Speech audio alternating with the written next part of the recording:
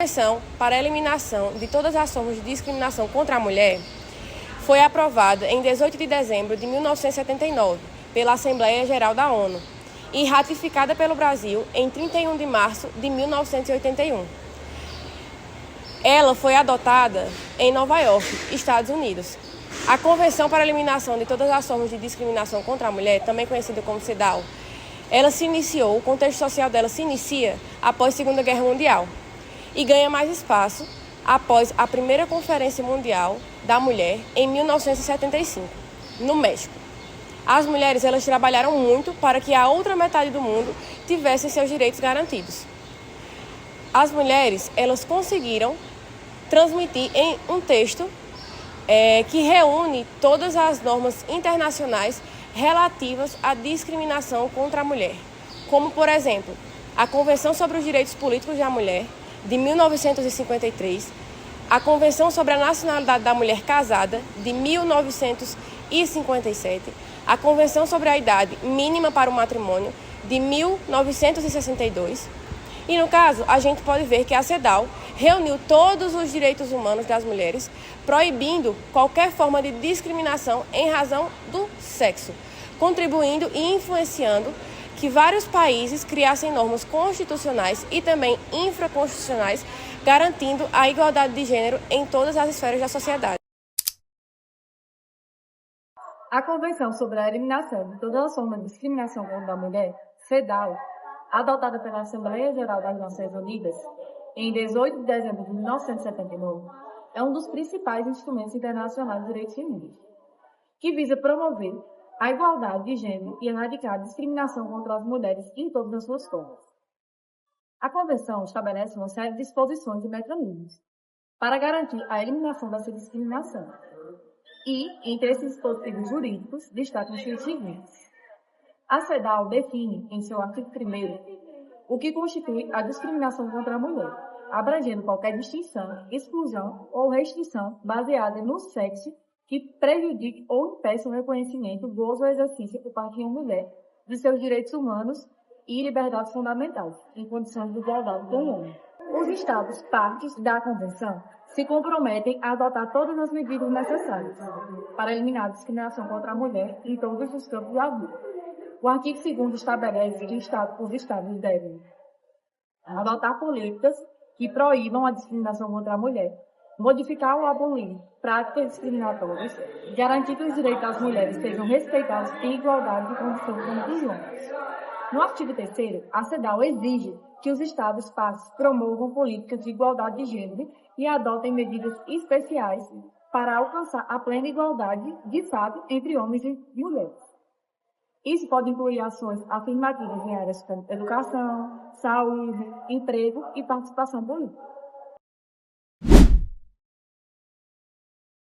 A Convenção exige, nos artigos 7º e 8º, que os Estados-partes garantam a participação das mulheres em atividades políticas, públicas e governamentais.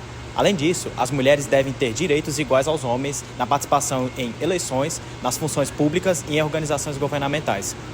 O artigo 6º da CEDAW exige que os Estados-partes adotem medidas para combater todas as formas de tráfico de mulheres e exploração da prostituição, reconhecendo essas práticas como forma de discriminação à mulher. O artigo 11 da CEDAW estabelece igualdade de oportunidade nos acessos ao mercado de trabalho, que exige eliminação da discriminação salarial com base no seu sexo. Além disso, os Estados devem adotar medidas para proteger as mulheres no local de trabalho, incluindo a prevenção de discriminação de emprego.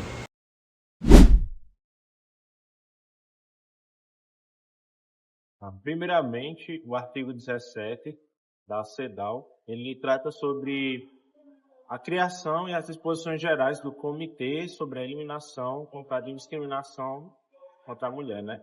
Estabelecendo que esse comitê, inicialmente, tem 23 membros, sendo que no início, né, assim que é assinado, vai ser composto por 18 membros, sendo que os outros 5 serão adicionados após a ratificação do 35º Estado. Bem, cada Estado-membro poderá indicar um de seus nacionais para estar participando desse comitê. Lembrando que esses representantes devem ter um conhecimento, um saber jurídico sobre a própria temática abordada pela convenção.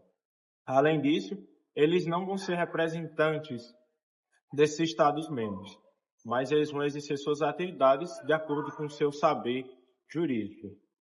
Cada membro terá um mandato de 4 anos, sendo que no início os 9 primeiros membros terão mandatos de 2 anos, para que haja uma rotatividade maior. Sendo que a eleição vai se dar por 2/3 dos membros do comitê. Além disso, o artigo 18 ele trata sobre a questão dos relatórios que vão ser emitidos para a avaliação desses comitês por cada Estado-membro, sendo que no início, após a assinatura da convenção, será um relatório anual. Depois disso, os relatórios vão ser uma vez a cada 4 anos para avaliação desses comitês. E esses relatórios vão poder dispor sobre as dificuldades para a implementação das medidas dispostas na convenção. Além disso, o artigo 23 trata de exposições sobre questão de conflito entre essa convenção e outras convenções que possam existir nos Estados-membros, sendo que irá prevalecer a convenção mais benéfica, que trata sobre a diminuição da discriminação, né, contra a mulher. Bom, eu vou citar algumas das legislações correlatas internas referente à Convenção para a Eliminação de todas as formas de discriminação contra a mulher. Primeiramente, eu vou falar sobre a Constituição Federal, que prevê no seu artigo 226, parágrafo 8º, que no caso dispõe que o Estado criará os mecanismos para coibir a violência no âmbito das relações familiares. O Decreto-Lei número 2.846/48, de 7 de dezembro de 1940, que é o nosso Código Penal, ele vai ter várias disposições, várias penalidades referente a crimes contra mulheres, por razões do sexo feminino. O Decreto 89.460, de 20 de março de 1984, ele promulgou a própria Convenção sobre a Eliminação de todas as formas de discriminação contra a mulher, a CEDAW. O Decreto número 1973, de 1 de agosto de 1996, ele promulgou a Convenção Interamericana para prevenir, punir e erradicar a violência contra a mulher, em Belém do Pará, no dia 9/6/1994. A Lei número 10.778, de 24 de novembro de 2003, foi a Lei da Notificação Compulsória, onde nos casos de violência contra a mulher atendidos tanto pelo Serviço de Saúde Pública ou privada, haveria necessidade de notificação para as autoridades. O Decreto número 5.017, de 12 de março de 2004, promulgou o Protocolo de Palermo. É um protocolo adicional à Convenção das Nações Unidas contra o Crime Organizado Transnacional relativa à prevenção, regressão e punição do tráfico de pessoas, em especial a mulheres e crianças. A Lei número 11.340, de 7 de 8 de 2006, é a própria Lei Maria da Penha, que tem grande relevância nos casos do Brasil.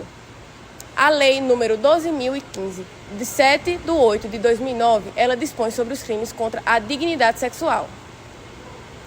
E o Decreto número 7.393, de 15 de dezembro de 2010, ele vai dispor sobre o DISC 180, que é a Central de Atendimento à Mulher. Já o Decreto 7.958, de 13 de 3 de 2013, ele vai estabelecer diretrizes para o atendimento às vítimas de violência sexual pelos profissionais de segurança pública e de rede de atendimento ao Sistema Único de Saúde, o SUS. Já a Lei número 12.845, de 1 de 8 de 2013, ela vai dispor sobre o atendimento obrigatório e integral a pessoas em situação de violência sexual. A Lei número 13.104, de 9 de 3 de 2015, ela altera o artigo 121 do Código Penal, o crime de homicídio, no caso, para prever o feminicídio como uma circunstância qualificadora do crime de homicídio e dar outras providências. A Lei 13.285 de 2016, no caso de 10/5/2016, ela vai dispor sobre a preferência de julgamento dos processos relativos a crimes hediondos. E a Lei 14.994, de 9 de outubro de 2024, é uma lei atual, que ela vai dispor, no caso de diversas alterações sobre a lei do feminicídios. No caso, ela trouxe diversas alterações referentes aos crimes em razão do sexo feminino. Nós podemos ver tanto no artigo 121 como no artigo 129, entre outros. E ela trouxe, inclusive, um aumento considerável na pena para esses crimes contra as mulheres.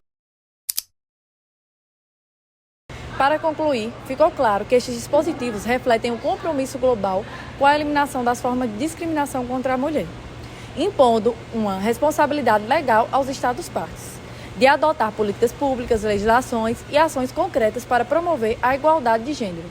O Comitê da CEDAW exerce um papel de monitoramento, supervisionamento e implementação nos países. A CEDAW é, portanto, um marco essencial no avanço do direito das mulheres e na luta contra a desigualdade de gênero.